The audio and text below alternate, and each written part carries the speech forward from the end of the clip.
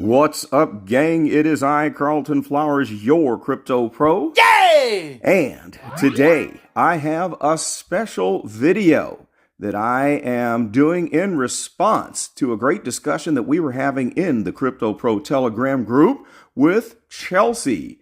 And my good friend Chelsea was telling me about her frustration with flipping, that she was not having much luck with being able to flip items and earn gems, leverage gems like we see with a lot of other people who are experienced flippers. And so I reminded her about a video. It's been a few videos back and I don't know what the title was. I'm going to have to dig and maybe post it in the description here so you can find it, where I did discuss some tactics for finding outliers, but I wanted to show another active example right here on the market today and show you how I look for items that I can flip by looking for those outliers. Now, first and foremost, this is not financial advice. Use your own discretion and be responsible and know that anything you invest in this app can go away. So you only want to invest money that you can afford to lose. All right, let's jump in and look at the first example of an outlier, and it would be in the Back to Future Part 2 set, and it is the no-tech hoverboard. One thing that I was explaining in the previous video about finding outliers is that you want to pick a handful of items that you are well versed with the price activity. These are items that you check price on each and every day, multiple times per day, so that you can catch those instances when someone posts an item for sale that is well below the floor price. So when we jump into No Tech Hoverboard, we see that the floor price is 14 gems. But my strike price, my outlier price, is 13 gems. And the reason is that every few days, I'll see somebody post a listing for 13 gems, and it does not stay up there long. It usually gets eaten up, and then we go back to $14 to $15 as far as the floor price. So we know that 13 is an outlier. It is not the regular bottom price for No Tech Hoverboard. So yesterday I saw one at 13 gems and I thought about getting it because right now I have 5 and I'm looking to rebuild this collection, because at first I had about 10 or 12 of these, maybe a dozen, and my average price was about 12 gems. So last year it was in the 11 to 13 gem range, and every time that it would go to 11 gems or 10, I would buy one.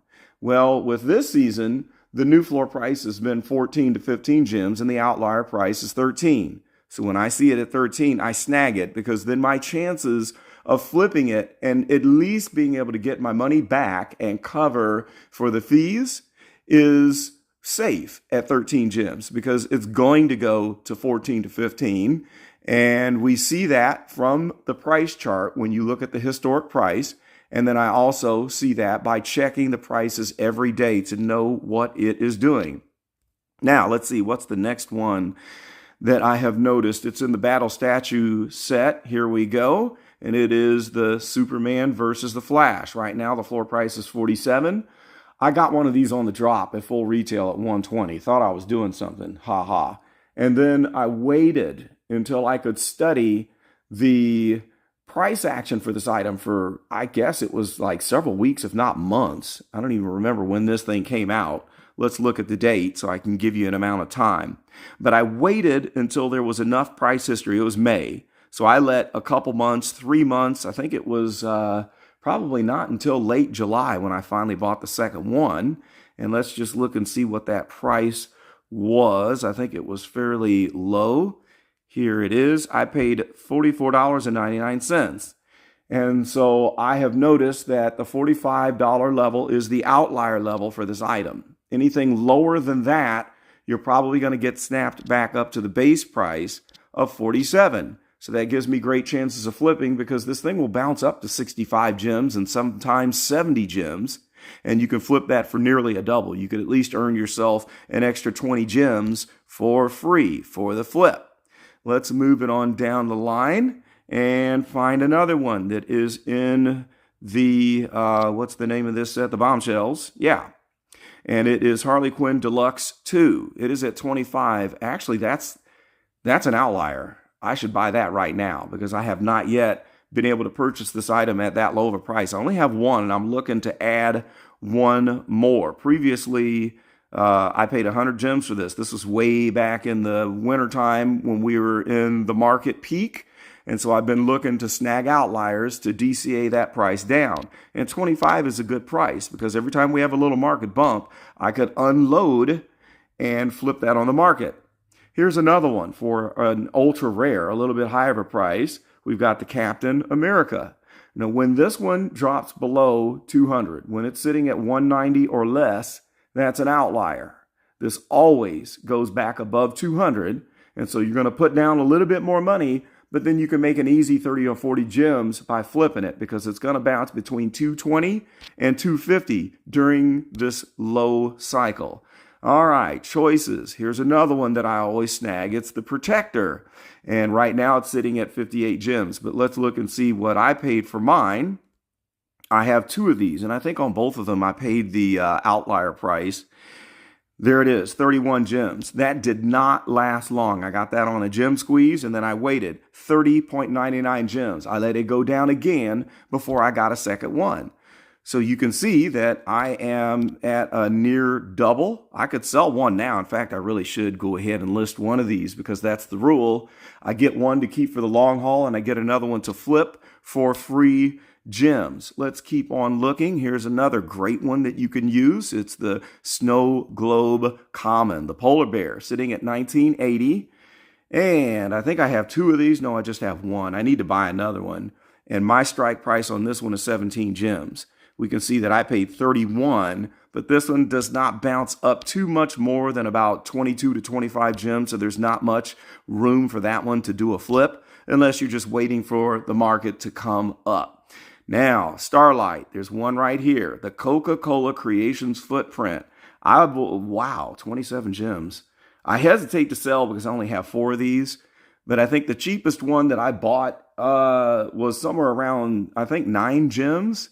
It kept dipping down. It dipped down below 10 gems twice, and then here we're sitting at 27. So I would have a double. I already sold one for a double, and then the price went back down to about 15 gems, but it did not dip back to 10, so I have not added to that stack. The Coca-Cola can, when I see this go below $6, I grab it.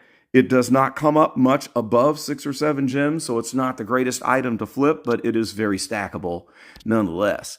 Okay, there's another favorite in here that I have been flipping, and where is that group? And there's been great activity on this one. I mean, this is one that gets whale pumped. You remember the video where I was talking about the whale sweeps whenever they come in and buy up an item and drive the price up, and you just watch it float all the way back down. Well, this one is a dead ringer. And where is it? I'm looking for the Labbits. I think I passed right over. There we go. And which one of these Labbits is the one that I've been able to flip? It is the visible Labbit. The price range has been just bananas. Now, in comparison, let's just take a look at Labbicorn. It's sitting at 64.75, which that is an outlier, actually, because I've noticed that 70 to 75 has been the lowest that I've seen it go. So that 64.75 is an opportunity to flip. It might get back up to the 80s, so you could make 20 gems on that. But the one that represents the biggest bang for the buck is right here. And we're sitting at a floor price of 52. When it goes down to 45, that's my outlier price because it doesn't stay there long. And then I'll flip it because we've seen this one get whale pumped twice, where the first time they drove it up to 150. The second time they drove it up to 180 gems. Go look at the chart. You'll see it yourself if you don't believe me. And then it floated all the way back down from 180 down to 52. So this is one that really likes to get hit hard, where it can go up 3x in price and earn you some nice money. Now, let me just scroll down and see if there's anything else that I have been using as a flippable item that often has prices that are just ridiculous. And I would say Patrick Hughes could be one. Let's just look at the Patrick Hughes set. The Venice set, the Venice item, contemplating Venice, is now at 239. I bought mine at the outlier price of 175 because the base price has been 190 to 200. And this did move to, I think, around 260 gems before these couple of listings came in to undercut.